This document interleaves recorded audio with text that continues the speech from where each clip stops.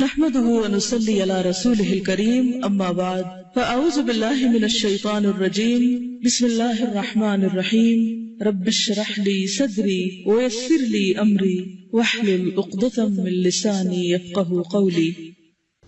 کثرت سے درود پڑھنا۔ رسول اللہ صلی اللہ علیہ وسلم نے فرمایا جمعہ کے دن اور جمعہ کی رات کو کثرت سے مجھ پر درود پڑھا کرو، بس جو آدمی مجھ پر ایک دفعہ درود بھیجے گا اللہ اس پر 10 رحمتیں نازل کرے گا۔ اللہم صلی علی محمد۔ رسول اللہ صلی اللہ علیہ وسلم نے فرمایا تمہارے افضل دنوں میں سے جمعے کا دن ہے۔ اسی دن آدم علیہ السلام پیدا کیے گئے، اسی دن ان کی روح قبض کی گئی، اسی دن سور پھونکا جائے گا اور اس دن سب لوگ بے ہوش ہوں گے، اس لیے اس دن مجھ پر کثرت سے درود بھیجا کرو کیونکہ تمہارا درود مجھ پر پیش کیا جاتا ہے۔ کہتے ہیں لوگوں نے پوچھا یا رسول اللہ ہمارا درود آپ پر کس طرح پیش کیا جائے گا جبکہ آپ کا جسم بوسیدہ ہو چکا ہوگا؟ تو آپ نے فرمایا بے شک اللہ عز و جل نے انبیاء کے جسموں کو زمین پر حرام کر دیا ہے، یعنی فرشتوں کے ذریعے آپ تک درود پہنچایا جاتا ہے۔ انبیاء کے جسموں کو مٹی نہیں کھاتی، صحیح سلامت ہوتے ہیں ان کے جسم۔ سورۃ الکہف پڑھنا۔ نبی صلی اللہ علیہ وسلم نے فرمایا جو شخص جمعہ کے دن سورۃ الکہف پڑھتا ہے تو اس کے لیے دوسرے جمعے تک نور روشن رہتا ہے۔ غسل کرنا۔ ہر بالغ پر جمعہ کے لیے جانا ضروری ہے اور ہر وہ شخص جس پر جمعہ کے لیے جانا ضروری ہے اس پر غسل ہے، یعنی اس کو لازمی غسل کرنا چاہیے، اللہ ہی کہ کوئی مجبوری ہو۔ تو آپ اپنا اسکیڈول اس طرح بنائے نا کہ جیسے اگر آپ ہر روز نہاتے پھر تو کوئی مسئلہ نہیں، لیکن اگر آپ ایک دن چھوڑ کے ایک دن نہاتے ہیں تو آپ پھر اس طرح اسکیڈول کریں کہ جیسے آپ منڈے کو نہائے، پھر وینسڈے کو نہائے، پھر جمعے کو نہائے، پھر آپ سیٹرڈے سنڈے اگر نہیں بھی نہاتے پھر منڈے، تو اس طرح آپ جمعے کو مس نہیں کریں گے۔ یہ نہیں کہ جمعرات کو نہا کے جمعہ کو چھوڑ دیا یا جمعہ چھوڑ کے ہفتے کو نہائے، ایسا نہیں کرنا چاہیے۔ علماء نے غسل کے حکم کے بارے میں اختلاف کیا، بعض تو کہتے ہیں یہ واجب ہے یعنی فرض کے درجے میں ہے، اور جمہور علماء یہ کہتے ہیں کہ مستحب ہے، پسندیدہ ہے، افضل عمل ہے۔ حدیث میں آتا ہے جس نے جمعے کے دن وضو کیا اس نے اچھا کیا اور جس نے غسل کیا تو یہ افضل ہے۔ صفائی میں مبالغہ ہوتی نا، ویکلی صفائی آپ کو کرنی ہوتی ہے، یعنی جیسے ناخن وغیرہ کاٹتے ہیں یا پھر اپنے زائد بال وغیرہ اتارتے ہیں، تو یہ سب چیزیں اگر جمعے کے دن ہو تو زیادہ بہتر ہے۔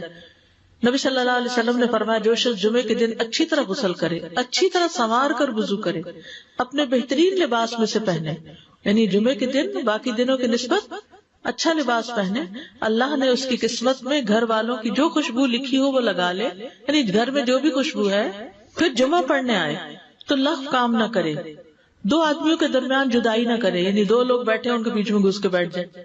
اس جمعے اور دوسرے جمعے کے درمیان کے پورے ہفتے کے گناہ معاف کر دیے جاتے ہیں۔ پھر مسواک کرنا۔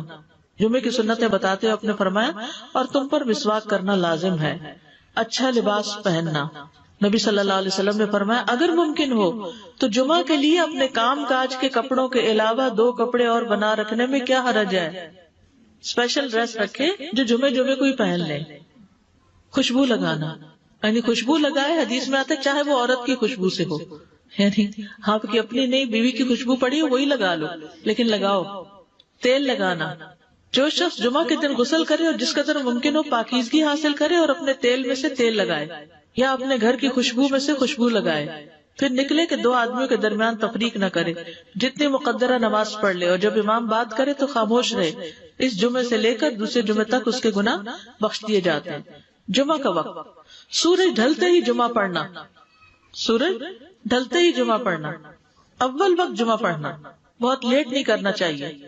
ایاس بن سلمہ بن عقبہ اپنے والد سے روایت کرتے ہیں، انہوں نے کہا کہ ہم رسول اللہ صلی اللہ علیہ وسلم کے ساتھ جمعے کی نماز پڑھ کر واپس لوٹتے تھے تو دیواروں کا سایہ اتنا نہیں ہوتا تھا کہ ان سے اپنے آپ کو سایہ مہیا کیا جا سکے، یعنی ابھی سورج بہت تھوڑا ڈھلا ہوتا تھا۔ ہاں گرمی کی شدت میں تاخیر کی اجازت ہے۔ مسجد میں داخلہ۔ مسجد کی طرف جلدی نکلنا، تحیت المسجد ادا کرنا۔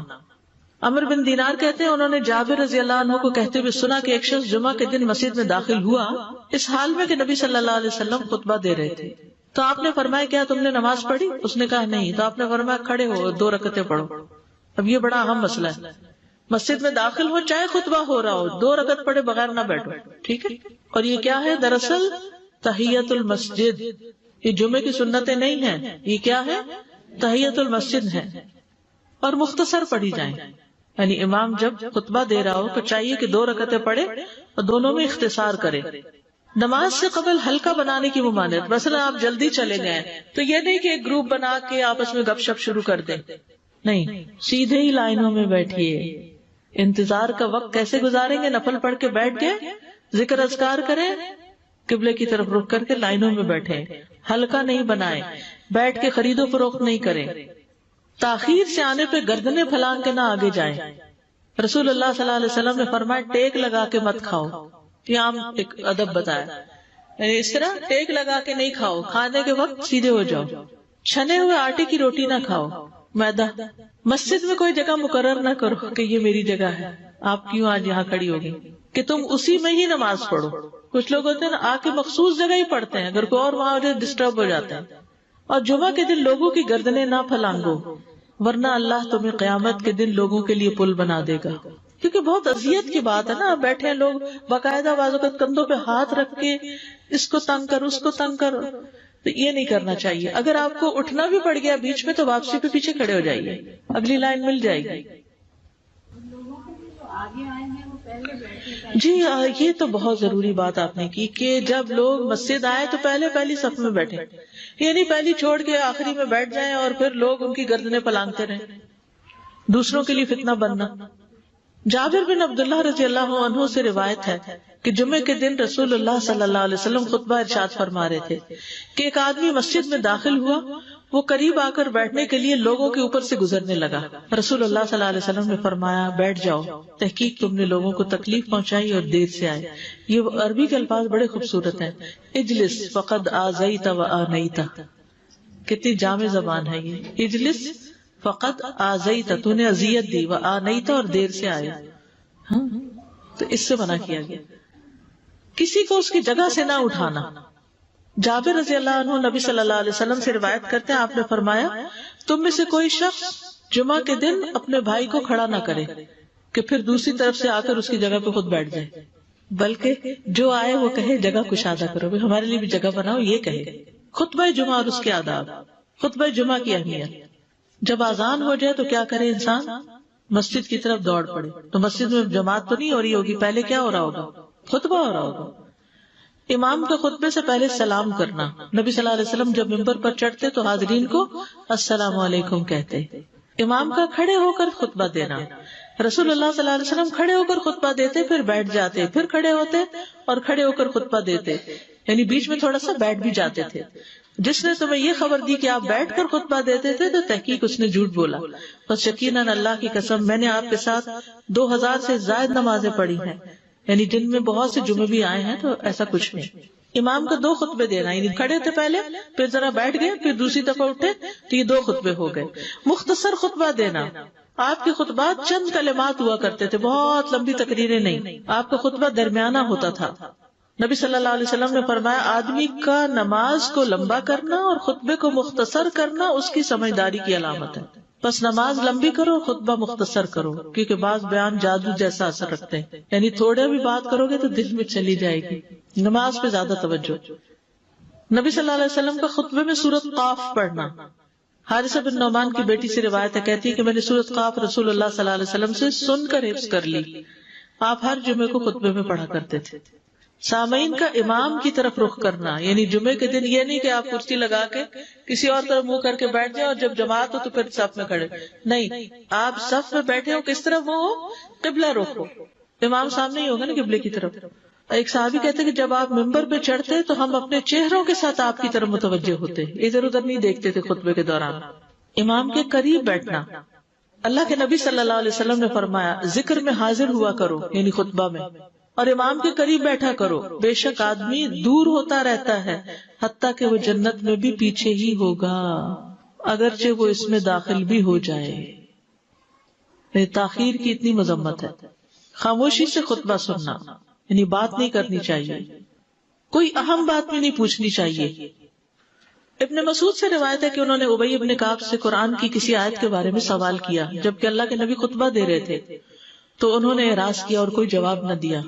پھر جب آپ نے نماز پڑھائی تو ابی کہنے لگے تمہارا جمعہ ہی نہیں ہوا. تو ابن مسعود نے رسول اللہ صلی اللہ علیہ وسلم سے پوچھا تو آپ نے فرمایا ابی نے سچ کہا. کوئی بات کرنے کی اجازت نہیں. یہ کہنے کی بھی کہ چپ ہو جاؤ یہ بھی اجازت نہیں. عبداللہ بن مسعود کہتے کہ جب امام جمعہ کے لیے آ گیا پھر تمہارا اپنے ساتھی سے یہ کہنا کہ خاموش رہو لغویت کے لیے کافی ہے. یہ بھی لغو بات ہے. کوئی لغو حرکت نہ کرنا، کنکریوں سے نہ کھیلنا، فون سے نہیں کھیلنا، میسجز چیک نہیں کرنا، انگلیوں میں انگلیاں ڈال کے پٹاخے نہیں بجانا، گوٹ مار کے نہیں بیٹھنا. گوٹ مار کے کیسے بیٹھتے ہیں؟ گھٹنے اوپر کر کے اور یوں ایسے گھٹنوں کے گرد ہاتھ ڈال کے. کئی دفعہ ایسے نظر آتا ہے کہ خطبے میں لوگ اس طرح بیٹھے ہوتے ہیں کیونکہ پتہ نہیں ہے.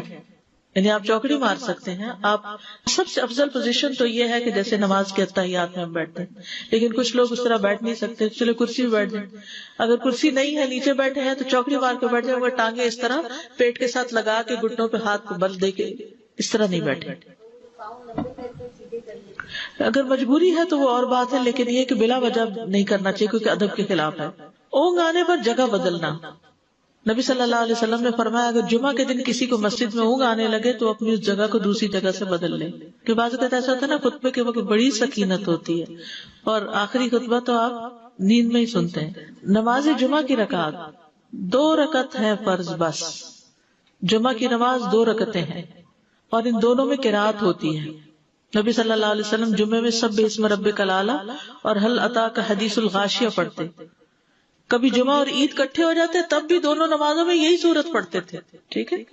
اسی طرح صبح کی نماز میں جمعے کے دن الف لام میم التنزیل اور هل اتى علی الانسان کی قرات کرتے اور نماز جمعہ میں سورۃ الجمعہ اور منافقین کی تلاوت کرتے. یعنی یہ بھی ملتا ہے. فرض کے بعد 2 رکعت پڑھنا. عبداللہ بن عمر سے روایت ہے انہوں نے رسول اللہ صلی اللہ علیہ وسلم کی نفل نماز کو بیان کیا اور کہا کہ آپ جمعے کے بعد کوئی نفل نماز نہیں پڑھتے تھے حتیٰ کہ واپس تشریف لے جاتے پھر اپنے گھر میں 2 رکعت پڑھتے تھے. اب جو لوگ گھر نہیں جاتے تو پھر وہیں پر وہ پڑھ لیتے ہیں، ورنہ آپ صلی اللہ علیہ وسلم اپنی سنتیں وغیرہ گھر میں پڑھتے تھے. اور اسی طرح 4 بھی پڑھی جا سکتی، 2 بھی ہیں 4 بھی ہیں. آپ صلی اللہ علیہ وسلم نے فرمایا جب تم میں سے کوئی جمعہ پڑھ چکے تو اس کے بعد 4 رکعتیں پڑھے. یہ آپ کا حکم ہے. تو جب آپ کا 2 چیزیں ہوتی ہیں سمجھنے کے لیے، ایک آپ کا فعل ہوتا ہے اور ایک آپ کا حکم ہوتا ہے. تو ہمارے لیے کیا ہے جو آپ کا حکم ہو. جمعے کے بعد کوئی اور نماز پڑھنے سے پہلے گفتگو کرنا، یعنی سنت پڑھنے سے پہلے گفتگو کرنا.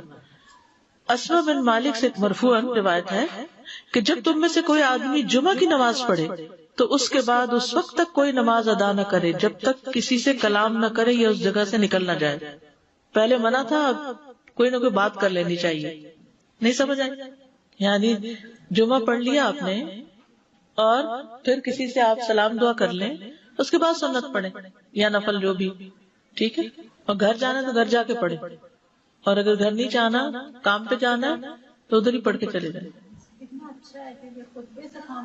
کتنا پیارا ہے ہمارا دین کہ اتنا لمبا بھی چپ کا روزہ نہیں رکھوایا.